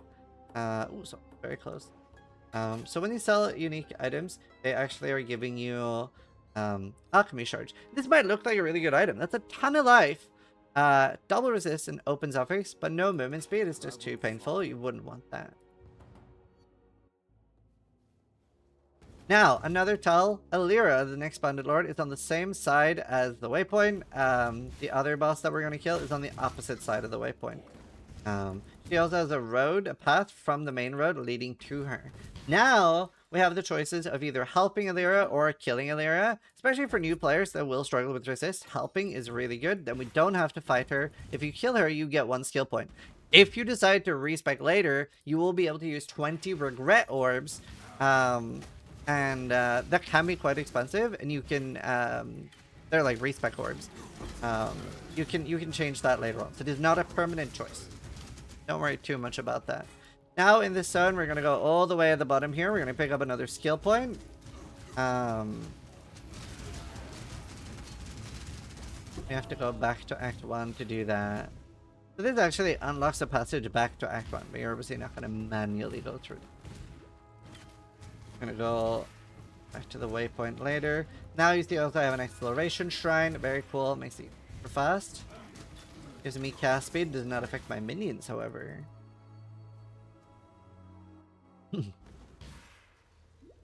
Now you can see that I'm actually 29, 75, and 46 resistances. And very soon we are going to unlock my hideout. And I will show you. How the crafting bench works. It's very, very important for new players. And I've waited. Experienced players or people that have already played will already have access to this by now. That's like one of the few things that experienced players get. Obviously, it's very fast to unlock, but that is one thing that like does not reset. So you only have to do this one singular time ever. And don't worry too much about like map layout knowledge. Being slow is very whatever in the start. It does not matter.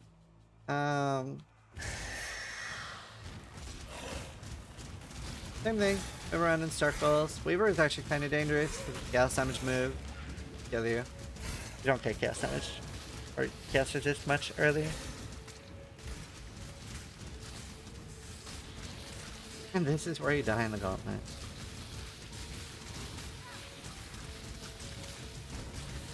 Your minions are doing a pretty good job mopping everything up. Start summoning zombies. Actually, I should have taken another skill point because we can actually start making the zombies survive now. I'll use that with my next skill point and show you. Okay, we can either log out or portal out, whatever you prefer. It does not matter. We go back to Act 1, pick up our skill point from the skill point quest, throw in our new life flasks, and we could also throw a transmute on a life flask. This is sort of a bad one, actively bad one. It'll remove my mana, but this is exactly what we want. They are pretty common on low level flasks. We want instant life recovery or half instant. We'll identify the boots. These are really, really good boots. Yeah, that's fine. I don't care that much about that. So since we have enough sockets, we're gonna sell our old boots, sell our old flasks. And we have really good boots now. 2 resistances, movement speed, and really high life regen considering where we are. We don't need to talk to anyone here. We already have all the skill points and stuff. We're gonna go back to Act 2. And I'm going to take sacrifice, and then next time I'm going to do minions recover 5% of life on minion death, and since our summon rating spirits are dying all the time, they are going to continuously heal our they're going to continuously heal the our zombies. Let's see, do we even care about anything here? Fresh meat could be okay. I mean, we don't care about. I'll take fresh meat. We don't actually have a blue socket to put that on though. I could get a new shield. I search for block. Okay, I'm just gonna get this shield. It can actually have, I'm not covering suppression right now. It can actually have, that's that we want, like flyer spell skill levels. That's only on energy field shields. But I can get, zombie with race zombie and sorry, fresh meat. So race zombie and fresh meat. That'll just make them tankier and survive more. Wait. I'm stupid. Thinking meat shield support. Picked the wrong one. You can get that here? No, you can't. Meat shield's in Act 3 then. Okay, just ignore that. Just pretend this never happened. Right, we have the apex. This is important for progressing because we won't be able to fight the act boss without it. We are now going to go... Oh, there's one thing I forgot about. Let me do that real quick. We are now going to go into the most convoluted zone in the game. It'll be fun to see if I can do it first try. We're going to buy a aura called Skitterbots. Skitterbots, if you read it, might sound like it's just for mine, but what it does is it shocks and chills the enemies. Chill will make them be slower, and you can control click it on the bar to enable it. You don't even need it on the bar, so that's cool. It will chill enemies, so things either chilled and shocked will make them take 15% more damage, which is huge. So it's a big damage boost for pretty much anything, unless you're already shocking, then it doesn't matter as much. I might have forgotten Golden Hand Job. Yeah, it's for Sacred Ground, I have it. There's a lot of dead ends in this zone, and this might end up being your first very frustrating experience with Path of Exile, where you might literally full clear this area. And we're going to encounter a cool thing called the Valor. Very scary, can destroy your gear.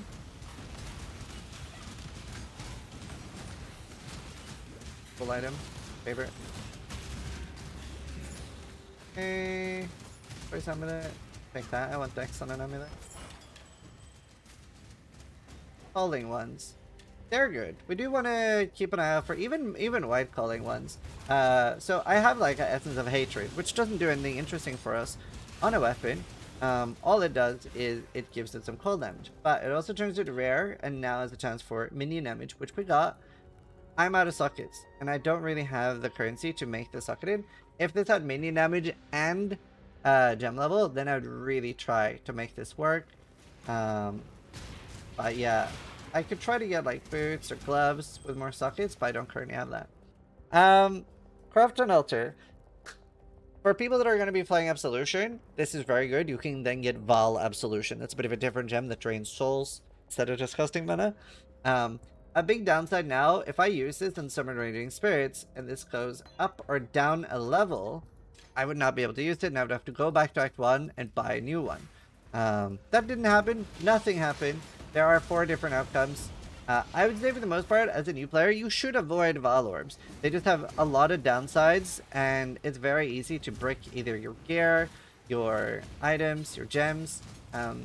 The only thing I would recommend, like anyone that is playing Absolution, you do want to get a Val Absolution, so you can put on that.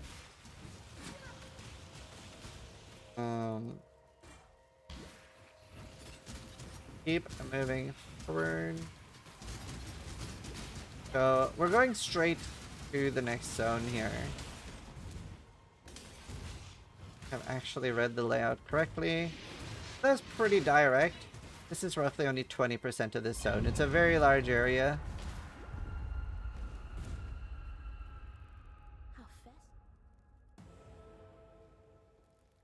Alright. Now I'm going to have minions recover life on minion death. Now I will summon zombies. So they should actually stay alive a lot more now. So now you'll see that they're actually getting healed back up, which was an issue we had before where they were not getting healed back up. The game will slowly start teaching you league mechanics. So we can see in the bottom left here something called a ritual. Basically, you fight 3-4 area circles. I think it's okay to skip early on. They'll just like give you a panel to select an item. It's okay to skip most things and just focus on the base game itself early on. You can also do it. It's sort of up to you. It's not something I'm going to cover now because I think focusing on every league mechanic is an easy way to feel overwhelmed and feel like you have to learn everything. Whereas I really want to make sure that people understand that for a new player, it is absolutely okay. Just skip the league mechanics. So this one doesn't have a good prefix, so we can augment it. It did not hit gem level, so I don't care. Dread Thicket. You only need to do this once ever on your account. We're going to go into the Dread Thicket now. Another ritual in here. Again, you can do that. It's sort of up to you. It is a pretty straightforward mechanic, at least. You just kill the scary monsters that might kill you. Get rewarded. There's not much else to it. In here, there is a secondary zone that we need to get into, and then we're doing a quest for Helena. And we will unlock a hideout and the crafting bench.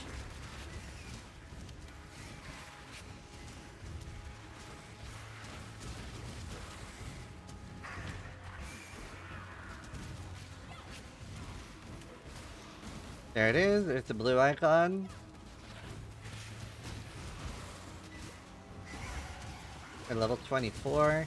So normally at this point, I'm maybe 18 to 19. So you can tell that like playing a lot slower than normal.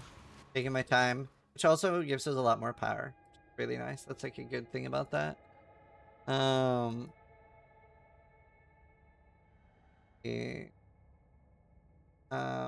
we'll go take the life nodes down here. Like in the path of building, it does just hold our hand and tell us like why we make build guides, so it's easy to follow. This is a bit of a lucky thing. If this happens to you, I would now be using that on my shield charge, but since it's a luck-based thing, I'm again not going to do it. But that is a nice thing that happened to us. It's not super uncommon, but it's not guaranteed. That's a ghost. Easy to ignore. Doesn't matter. Like a bad loot goblin. So now that we have cleared this, it'll say hideout unlocked. And I believe, I can't replicate this, but I believe Helena appears.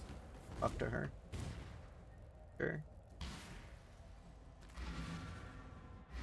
Alright. Sell everything.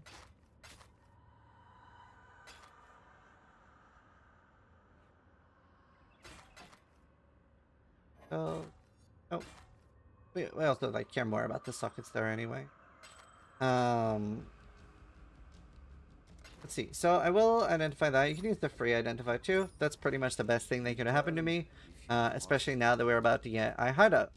So Greetings. the hideout you get, you can buy these, by the way. They don't have any advantages. It is just a looks thing.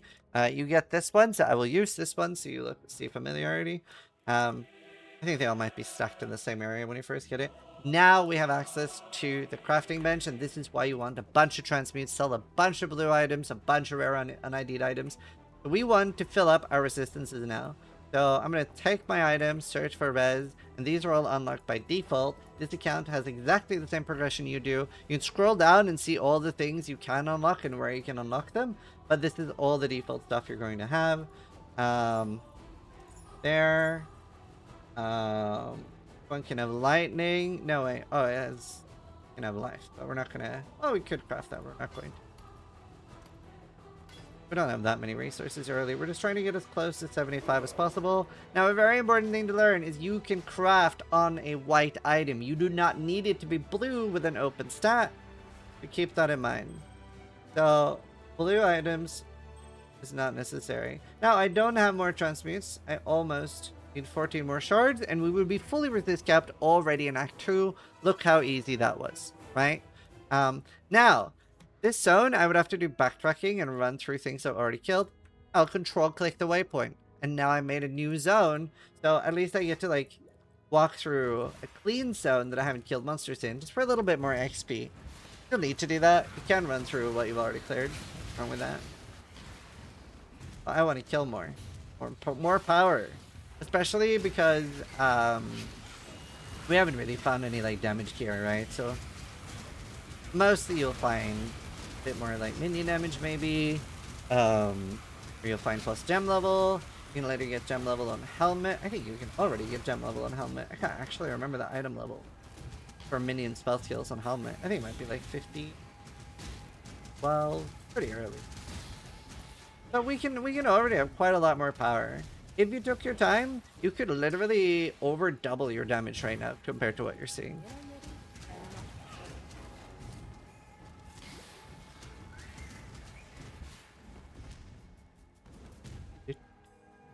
Any reason why he's starting Witch suddenly? Always been the plan. But I'm doing an everything explained video. How do you have the resist cap? But that is what we just explained. Was that not obvious from the video? Can other people double check that that was obvious, or do I have to re-explain that? Because I do want to make sure this is a good video for people to follow. Thought I explained that well.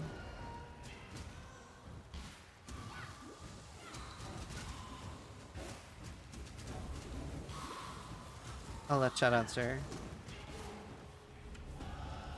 It was clear. Okay, good. Crafting bench is very strong. These are very scary rare, so I just sort of walk through them. We're not going to kill them. Blue monsters we generally always want to kill. Pick up chrome items. The reason they do look different on my screen is because of the filter. That's what I recommended you to get a filter.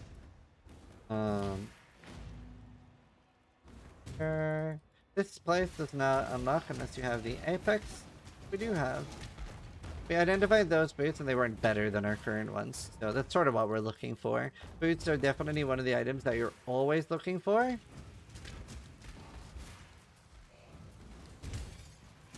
then in this zone, it's usually either all the way left, all the way right, way up. That is actually like a hidden zone. Don't really need it right now.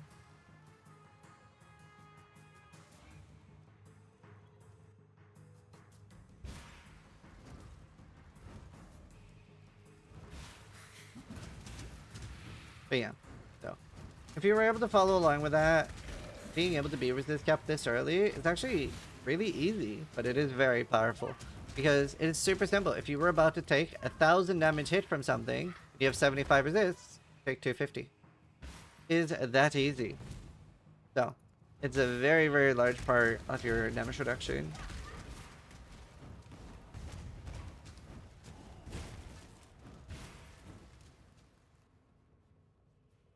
Most experienced players try to get resist capped already at the end of Act 1 or start of Act 2. So that's why we pick up a lot of items to sell unidentified.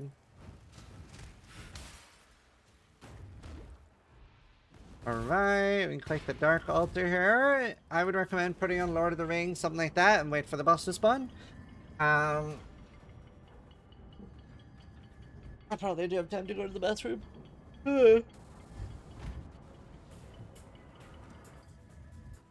Life.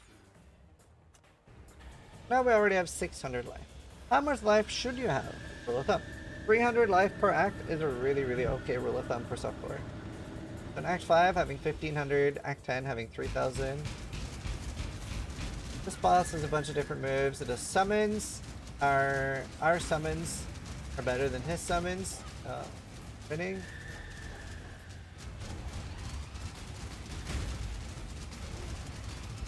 Getting hit by that will get you killed. That was what I was talking about with like a slow wind-up slam. And even if you had armor, like let's say you're a marauder and you're like super tanked into armor, still gonna die. Armor's not good for things like that. It's also got fire conversion on the hit, so it does a bunch of fire damage. You'll probably, especially if you've gotten anything like fire spell skill levels and you've over leveled a little bit more, you might be 28 to 30 at this point. Your fight will look very different than mine. You'll have a lot more power. Anyways, I'm a fan of that. This will also take roughly 40 minutes to open, so you can just log out, portal out, and go to town, and the next zone is already unlocked. Could identify this and hope. We do see here that it's fire spell. Actually, I could identify that and see if there's a bunch of resists. Not fire. I'm not really using my links right now. I don't actually have access to Fester text, so now we're best capped.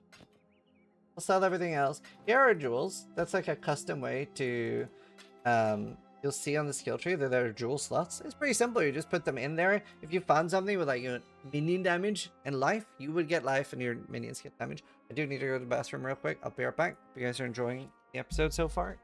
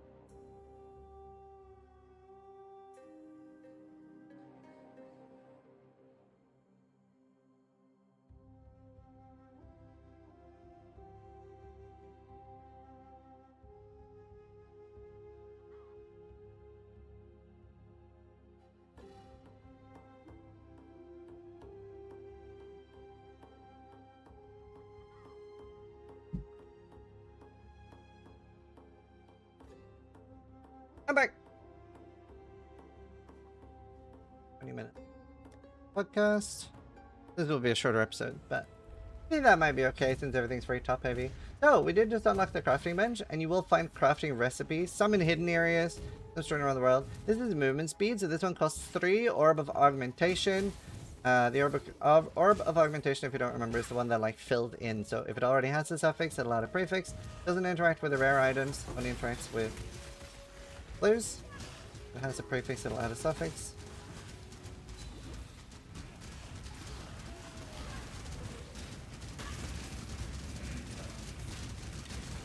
Freeling Calling Wand. That is very nice. Very nice. I wouldn't use anything to make it blue. I would definitely want like an alchemy, which turns it rare. We're pretty close to. Or I would want an essence, just for a bigger chance of mods that we want. So you'll also notice I am picking up chromatic items, the like red, green, blue ones. So we do want more crumbs because socket pressure is one of the most annoying things to deal with. You actually quite often do want to check vendors. So vendors will lose some things and gain some things every time you level. I do think in the recent podcast with me that is something they considering changing. Because they also aren't a huge, didn't seem like a huge fan of how it works. It was better before when the entire vendor would reset every time you level. But for now, only a few items disappear and a few items appear.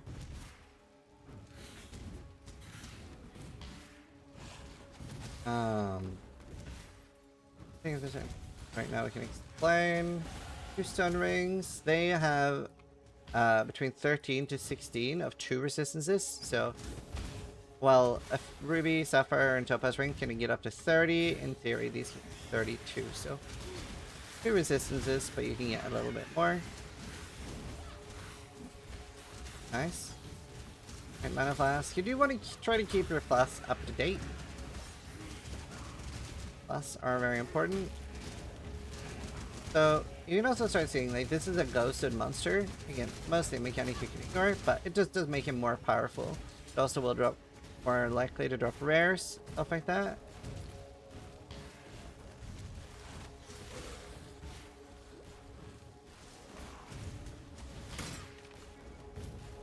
Okay, here's the next zone. The crematorium. There is another lab trial here.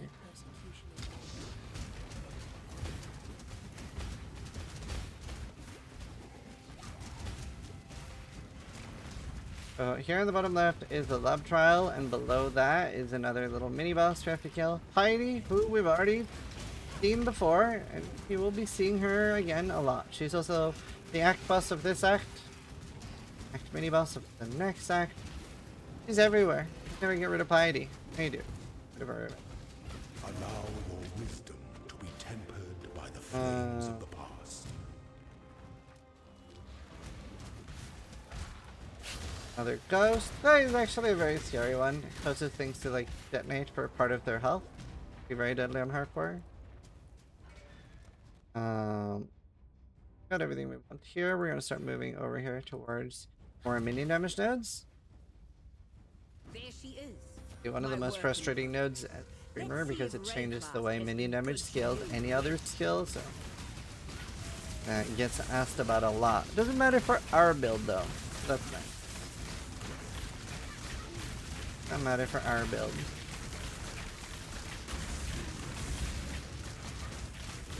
Craft your palate, witch!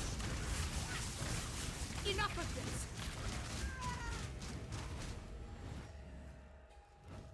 Hey. Larissa's husband, he's been tortured and murdered a little bit.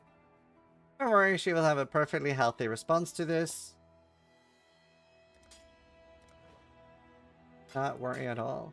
Some mana flask stats can be really bad. This one, mana recovery occurs instantly, but at the end of the effect, so you get more mana, but it's worse.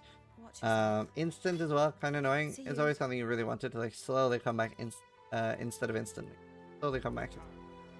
We're gonna look for 4 links, and we see some weapons there. And we do see a 4-socket helmet even, but we don't have any fusings or jewelers. It's not particularly relevant. We're not in a rush. We will find stuff. We're now going to get our first curse, so we're going to pick up flammability. I usually like to have my curse on T. T for terse.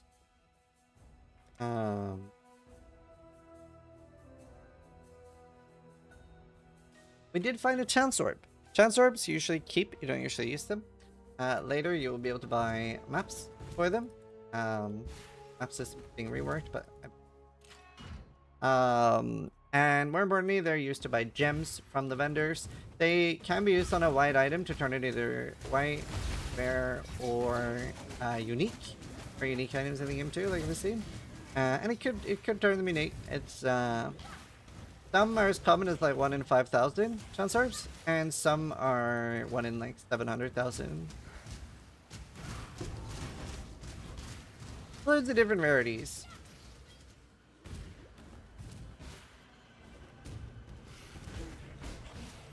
You might also notice that I haven't really had much of a need to be upgrading my gear as we're moving along. I've mostly been focusing on sockets. Gear is mostly white. It's been okay. Usually what makes a good league starter is that you sort of have a lot of implicit power, and that's another league mechanic you can ignore until later. Right now, it actually can't really do anything for us. Don't care. We've picked up some quest items here. We'll later hand that in for a skill point. We're gonna keep moving. No, we don't know how the Mirage stuff works. Not on the boss level yet. We're gonna keep moving through. Here's an Arcanine Strongbox. This is the only Strongbox really worth rolling, even early.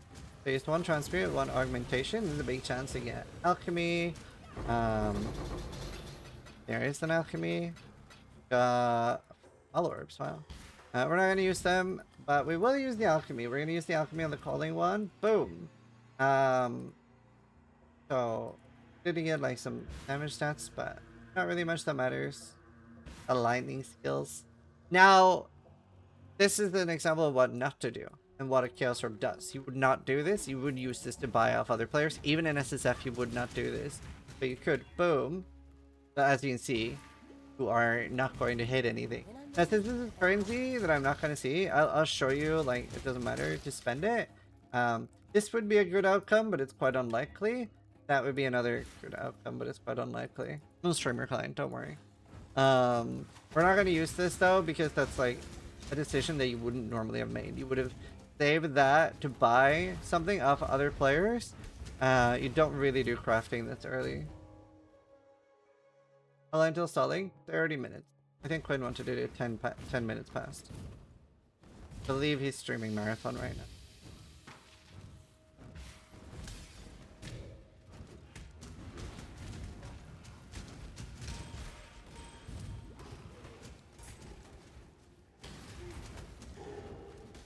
Oh, let's see.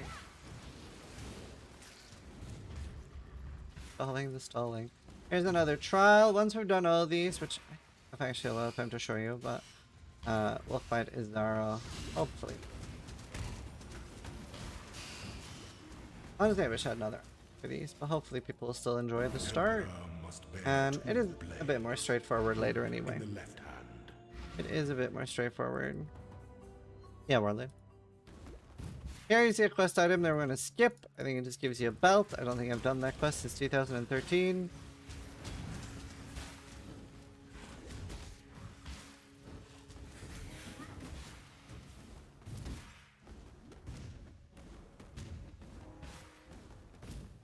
Belts.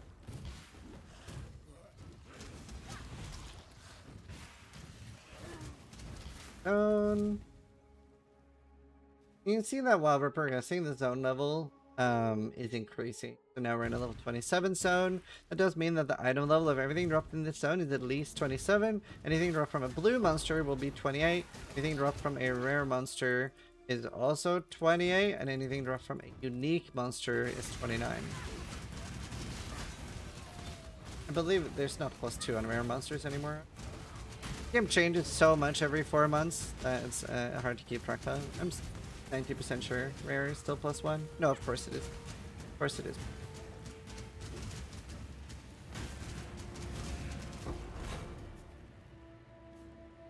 Oh, there's +2. Okay, cool.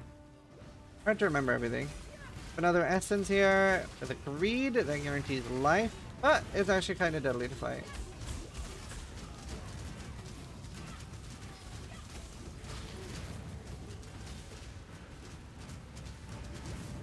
That's Cope Scrub.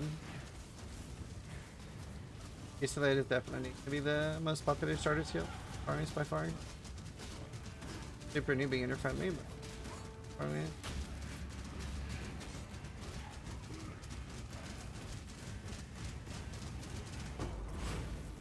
Alright.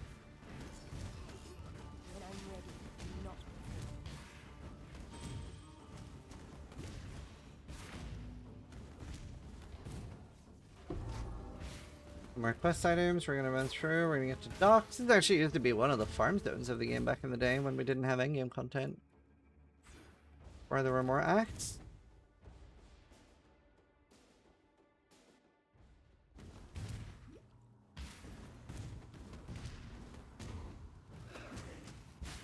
And the playstyle never really changes on this. Later, we were going to get a spell support gem called Unleash, which instead of summoning one at a time, I'll be summoning up to 3 or 4 at a time. Really, really nice. Here's an essence on a guaranteed monster. It says guaranteed here. It's on a unique. And now, what it looks like is I'm keeping summoning. I'm doing flesh offering when I can to make sure that's like above me. And now I also want to keep that like red circular icon on hard to kill monsters.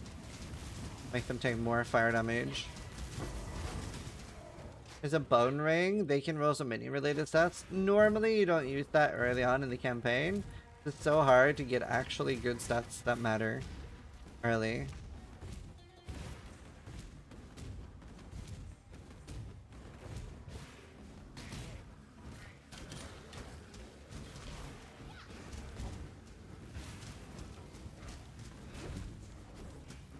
And we're looking for the quest item here. Towards layering up the act, I wonder. I think what I might do is I might rush Labyrinth, because I think that's a more important thing to show than the act boss. The act boss isn't spicy. Star is a cool thing to show since it's a little bit limited on time this time. We'll show that. Might be able to do both. Another unique.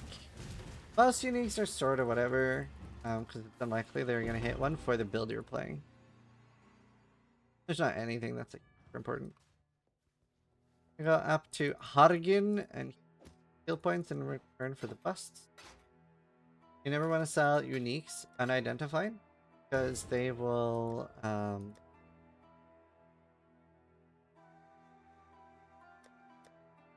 Okay, no good 4 links that I care about. I do have few things in jewelry now. Not really want to do unless it's a we go back to the battlefront and we're gonna go into the Solaris Temple.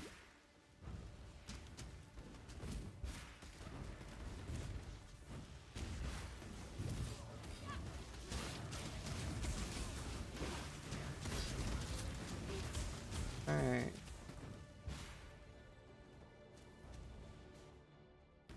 Okay. Solaris Temple, and then we're gonna be pretty quickly showing you how to ascend and get our subclasses. So we are going to become a Necromancer. The Necromancer gives you a bunch of minion related stats. Path of Exile doesn't really have archetypes in the same way that a lot of the games have, like I mentioned at the start, where everything's like connected to your class and build. So you can do a full minion summoner on like the Templar's Guardian. You could do it on the Marauder's Juggernaut, and we do see spicy builds. Like I've had Marauder Chieftains as full summoners before. So you do have a lot of cool things like that that you can do. Sometimes whatever seems like the obvious choice might just be the easiest to start as, but not necessarily the best. So you do see like literally witch builds, like similar to what we're playing right now, but that is full melee oriented. Doing like golems to empower them. There are a lot of cool things that you can do.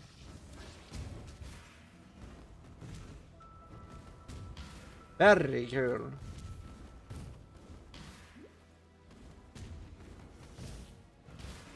Here, where we gotta go. How about Dexterity one? But we already have a quite good amulet. It would be very difficult to beat that. And this is hot trash. So while we were looking for there, it's obviously we have 1 life, 1 resist on my current amulet. So this would have basically had to have a resist, life, and then an open suffix to craft more for me to be able to beat it. So, you know, I do care a lot less about amulets now, just because we already have a good one. Normally you go all the way top left here. I'm gonna rush Izaro just to show you the Ascension and show you that at a low level, because then we're even weaker. And I like showing things when it's more difficult, so that you will have an even better experience yourself. I was using Frostblink, so that was covered earlier in the video. It's on my second bar under mouse button 5. I like showing that off so that new players know that that's a feature they can use at all. Covered earlier. Another Rogue Exile. We always kill these.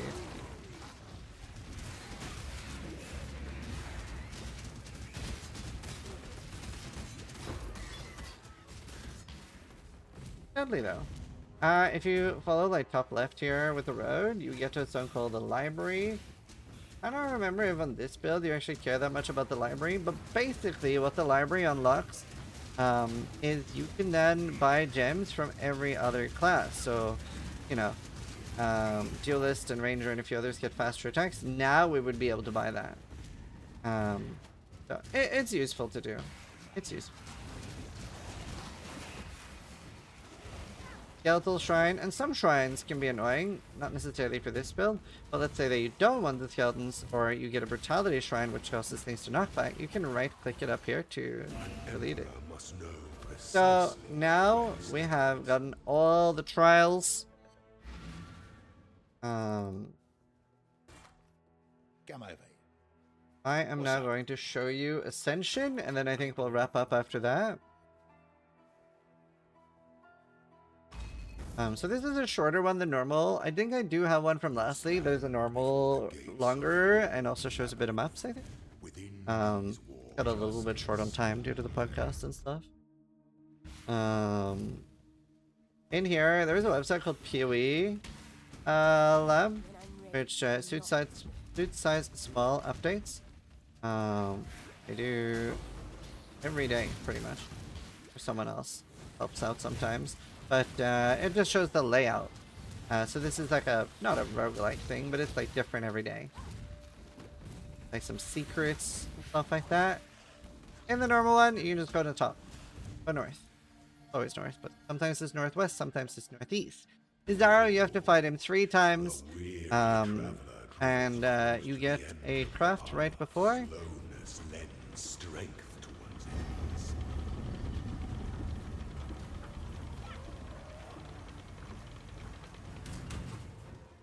Okay. So these will be different every day. The sword will be different every day. So it can be a mace, which is the safest. It can be dual wield swords, which is the deadliest, and sword and shield, which is sort of middle ground. These statues, these idols, if we keep them down, Zara will not gain any form of empowerment and will stay weak. However, if we let them empower, he will give us another reward key afterwards. This is actually like right now, like at low level, you could die here. If you die, even on softcore, you have to start the entire thing over again. So a lot of people choose to do this later.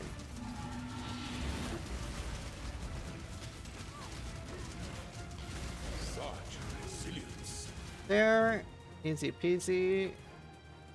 Living is the offspring of suffering and time.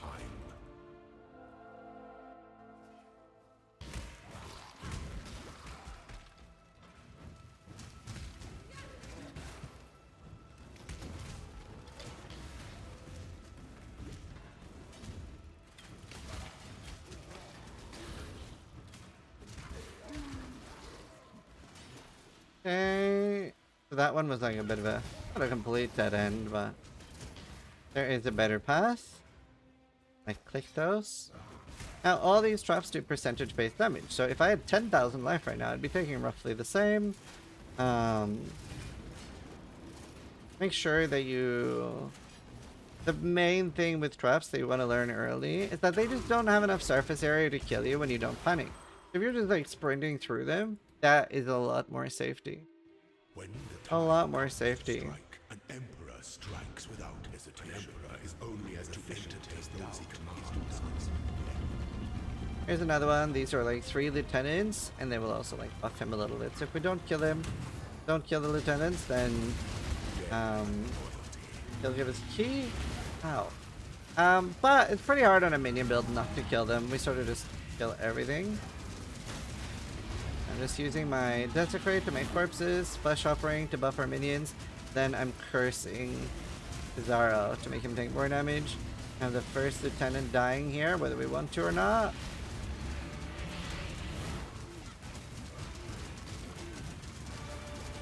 Ow.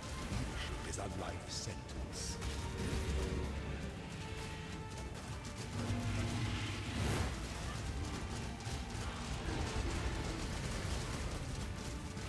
Almost dead, and then in the 3rd phase there'll be some traps in the mechanic itself that'll make it the fight harder. Only one of your lessons. Well, I do think Absolution is going to be better for leveling after the buffs. It's just, I think this is just such a super simple thing to learn for new players, and it's still very strong. All they have to worry about is one button. They don't have to worry about any like uptime, confusing mechanics, moving too fast, convocating. It's just, in my opinion, this is like the easiest thing to learn as a new player. You don't have to aim, there's nothing. And they can always try the other stuff if they're feeling spicy.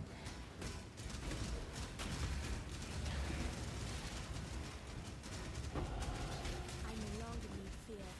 Destiny is sentient. Okay, we need to go top right here. Installing in like 10-20 minutes. Our equipment's ready. Alright, one more zone.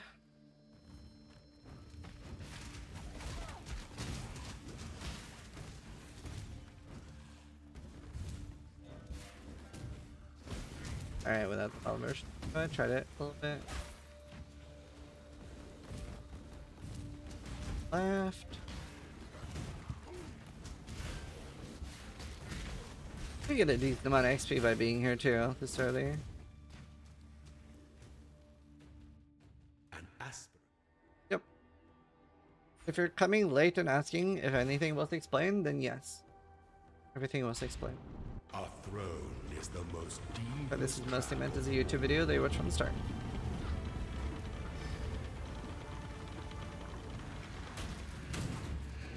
Leadership is a life sentence. So now we're gonna have to find one lieutenant, and you can see that we don't need to deal with the charges. There are some. Oh wait, normal lab doesn't actually have traps at the end of the labyrinth, but you will have to do this 3 more times, and they will have traps.